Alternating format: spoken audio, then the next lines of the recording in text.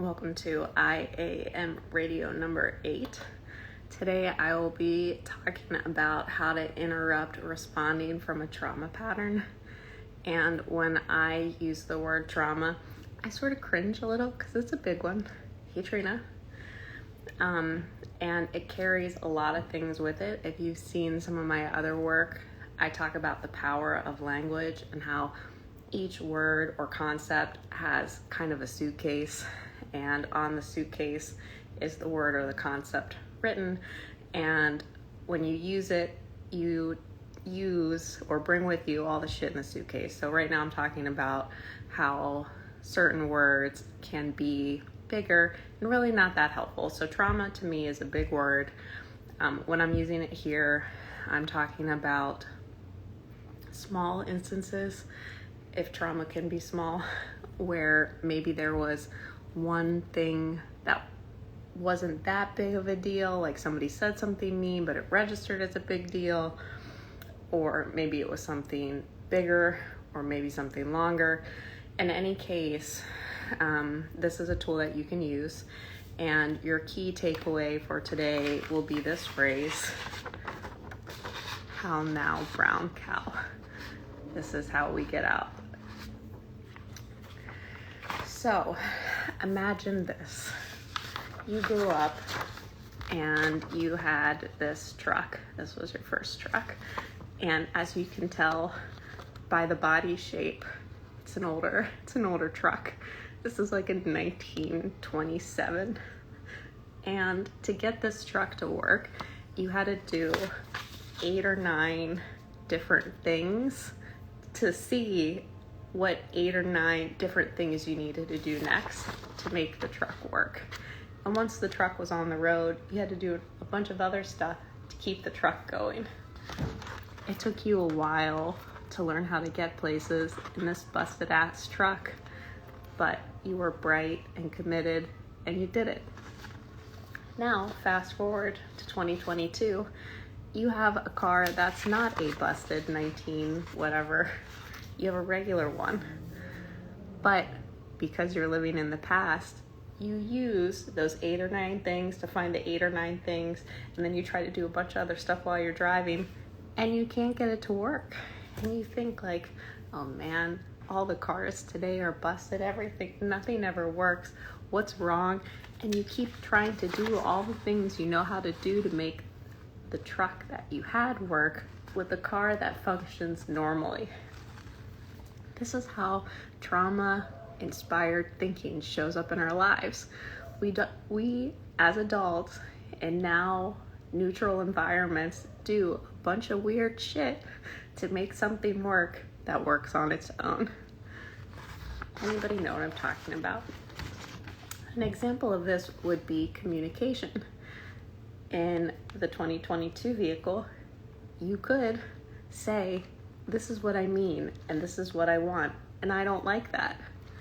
But if you're using your trauma pattern that you learned in communication, what you might do instead is try to hint or drop subtle cues or give up the idea at all that any of the things that you want to say are important. And so you can't go anywhere because you're doing the old stuff in a new car. Are you guys with me so far? With trauma or any kind of, let's say, hey Dan, how about we say events that suck, things that suck, and we'll put them behind you. Trauma that's occurring currently, I think that would be a different conversation. So when I'm talking, let's say things that sucked behind you. It's not necessarily behind the fact that they were behind you that's causing you problems. What's causing you problems is what they left inside of you, what you have right now, what you took, what you learned to do in this car, in the car that you're doing now. So it's not that this truck is the problem. This truck created the problem, but this truck no longer exists. It's just you and the new car. And that to me, my friends, is power, because it doesn't matter what you were driving before, What matters is how you drive now, which is really how you respond to life. Which brings me to our power question. How now, brown cow? And this came to me when I was walking around, and I Googled it because I thought, is this a children's book? And I think it is a bunch of books, but it actually is just a way to train allocution. So, kind of how you speak, I guess. I'm sure I'm not saying that right, ironically, but how now, brown cow would be what you ask yourself to interrupt you doing all the things you had to do in the busted car. So let's say that you let's say that your manager is asking something of you that you feel is unreasonable and is really stressing you out. You might try to do some shit from the old car, which means suck it up and take it, just do what they ask. Or you might lash out at your partner, or you might run away, who knows. But if you notice that you're upset and you know that's an area that you could work on, communication, you drop the question, how now, brown cow, and ask if this was, it's a nice truck, if this was a neutral landscape and everything was functioning properly, what would I do?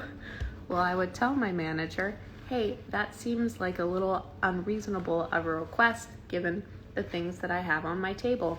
I guess you assume, you act as if the other party wasn't trying to hurt you. When you adapt to a vehicle that sucks, part of your thinking is, this person's trying to fuck with me. If you take that mindset other places, then they may be, they may not be, but you're always going to feel like they are. And that sucks. Not for them, that sucks for you. Which is why it seems like transparency, which is what we would do, what we would do if we didn't know any better, helps you sort that sort of thing out faster. I'm just here for the drawings. Thank you. Thank you for beacon of light comment. I appreciate that. Okay. So what I'm talking about today is, let's say that you survived, God bless you, some stuff that sucked, and you notice that the way that you're responding to life now is a reflection of what happened. I'm saying, first and foremost, recognize that you're not there anymore.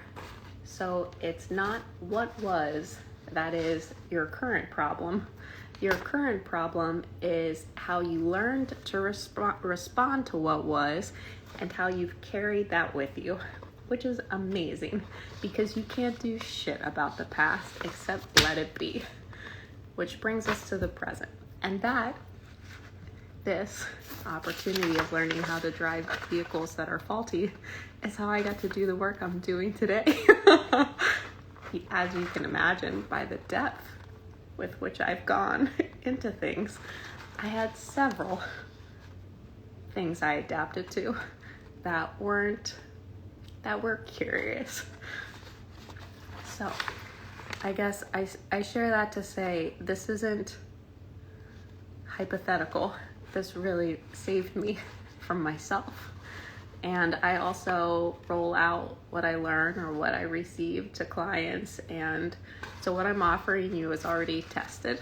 And I encourage you to test before you believe or run off with anything I say or anybody else says, because you're your own unique, beautiful little flower. And what works for you is already your manual is already inside. If anything, in these talks, all I ever want to remind you is that you have your own manual, you can use it, and things can get better. Something that sucked may maybe condition you to function that way, learning how to operate without that predisposition. Yes, that's what I'm saying. Okay, so if you're just joining, what I am talking about today is how to overcome trauma patterns. And I'm using things that suck instead of trauma. And I talked about how adapting to trauma is the same as learning how to drive a busted old vehicle that you have to do a bunch of janky things to do to make it work and to keep it working. Then when you go to a car that functions normally and you try your janky stuff, you can't go anywhere. And you think like, what is it? It's just how you learn to drive, which you can relearn. Isn't that beautiful? Thank you, I appreciate that. Okay, so what is so trippy, and I really wouldn't have believed this, except that I lost my mind a few times, but the world around you is neutral as fuck. It is neutral as fuck, which means that it's kind of like Legos, and you can build whatever you want out of the Legos. We don't necessarily notice that we're choosing to build something. Our hands are sort of trained because of the momentum around us, and then when it's our turn with the Legos, we just keep moving our hands the way that we were trained to move our hands. And generally this is uncomfortable for a lot of people, and maybe they're not good at it. But you can move your hands and build whatever you want. How you interpret what you can do is a function of your thinking. If your thinking was trained in lack, when you approach a neutral or full landscape, you act as if you had to do something that you don't have to do. I think this is particularly true, or where I seem to be focusing the most recently is around love and communication. So, or safety.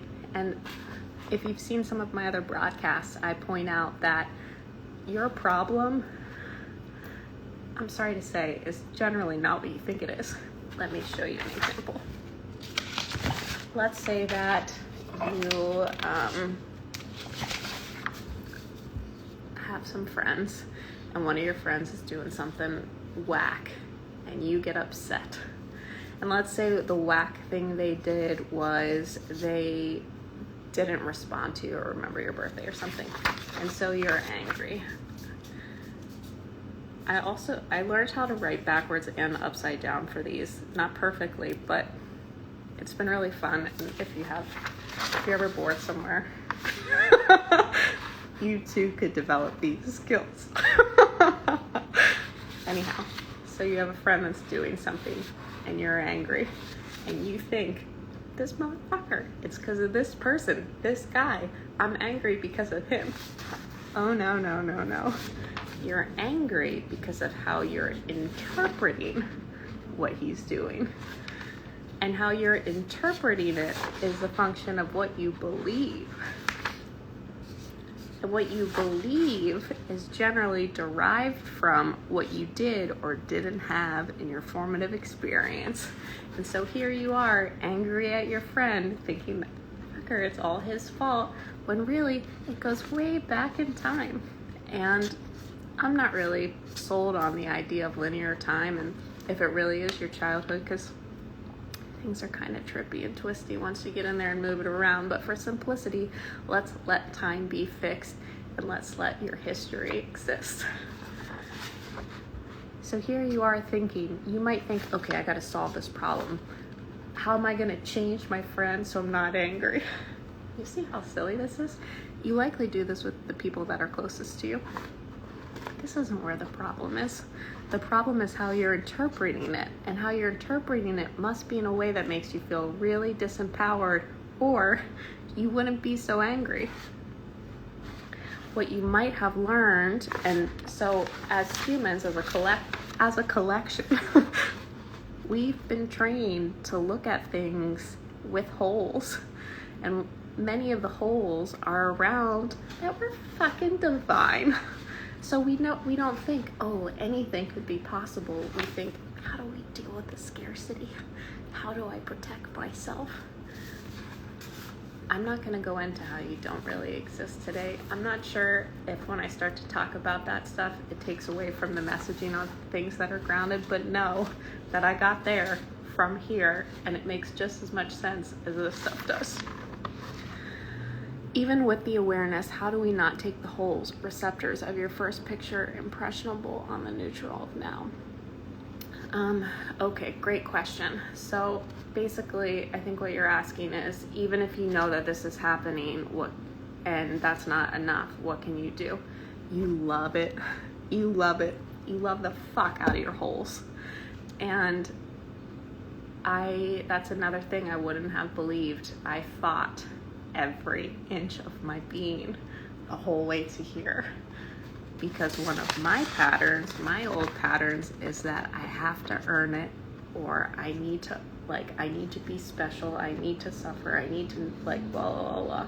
So I imposed all types of struggle on something that was easy, or could have been easy, God bless me, And so what I found is the way to correct your viewing is to love yourself. When you notice you're being whack, instead of saying you got to do better next time, why aren't you doing it right, better, you say, it's okay, that was okay, you're really upset right now, aren't you? I found my way out of my most messed up patterns by diving right into them. I had all types of eating disorders. I guess there are only a few, but I had them all, and I didn't even really know I had them. I was just doing weird stuff for myself. When it started to come into my awareness that probably wasn't sustainable for long-term health, one of the ways that I worked with it after I tried all the other stuff was I just let myself fucking eat. I had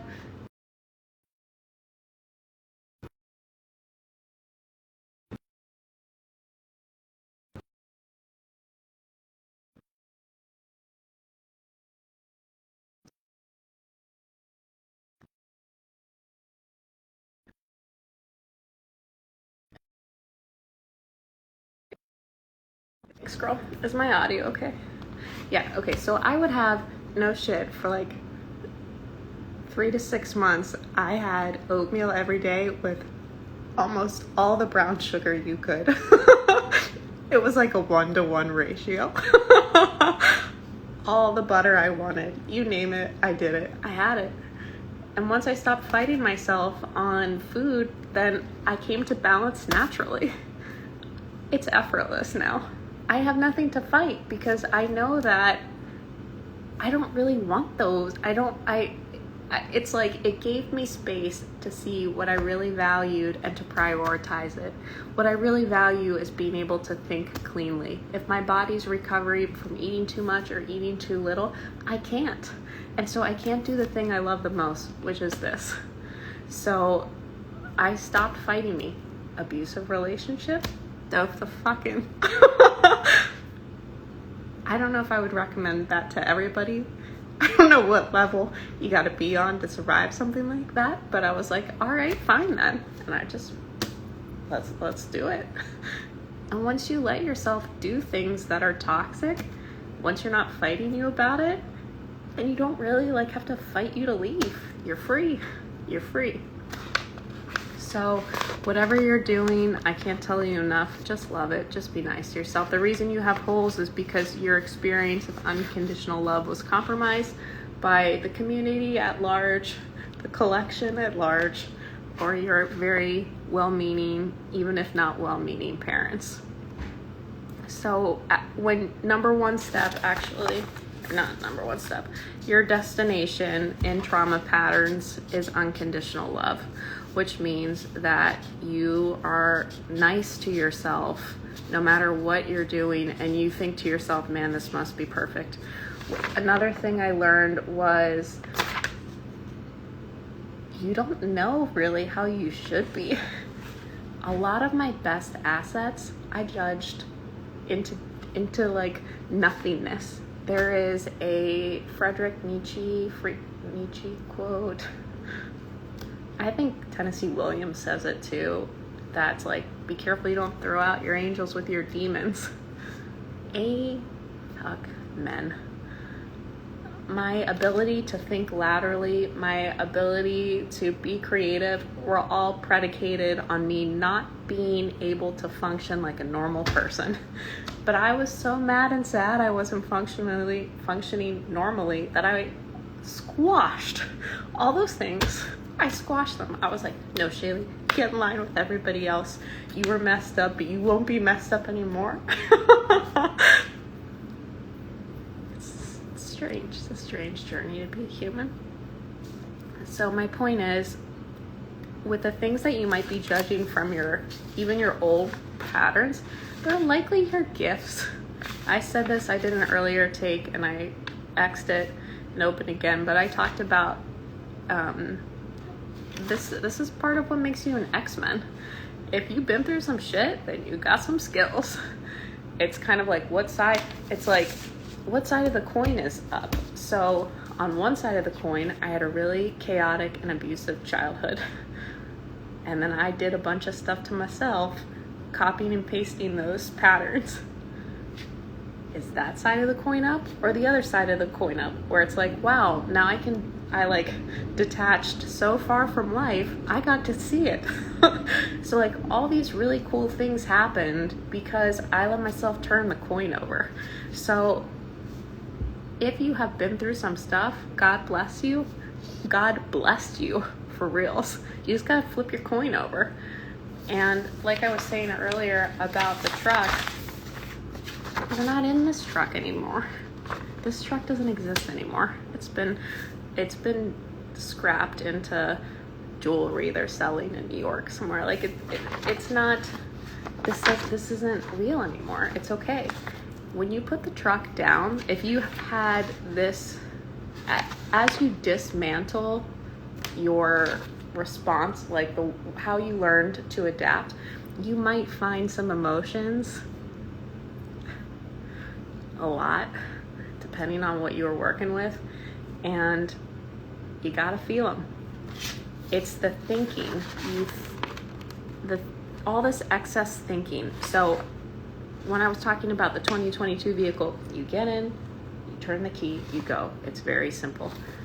In your old vehicle, you had to do all this stuff because you couldn't just leave. You're like, poor child or whatever, you were stuck.